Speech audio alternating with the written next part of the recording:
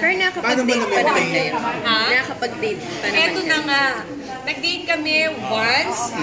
Na-post ko yan. Kasi nakakatawa yung asawa ko. Sabi niya, nagpadala siya ng flowers, tapos may letter. Walang pangalan kung kanino galing. Parang sabi niya, pwede ba kitang i-take? Parang ilabas kasi I admire. Parang ganyan-ganyan. Pagiging isang ina mo, you're so dedicated and lovable mom. Ganyan-ganyan. Sabi ko, ito nagpadala ng bulaklak sa akin. Hindi, ganun ka pa pagkakalo. Kasi minsan madami nagpapadala ng mga flowers sa mga loved ones. Sabi ko kay Dong, Dad, ang weird. May nagpadala sa akin ng bulaklak. Sabi ko, gano'n, nagsumbo agad ako. Walang pangalan. Tawa siya ng tao. Nakalagay doon, purple. Sabi ko, purple? Ano to? Babae? O ano? Sabi niya, purple pala yung polo niya pag nag-date kami.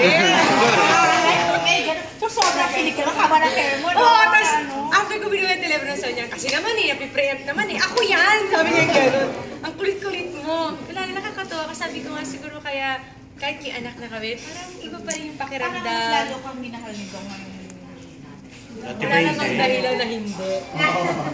Question. Pero mas lalo nga, no? Kasi the way he talks din about you, eh, talagang.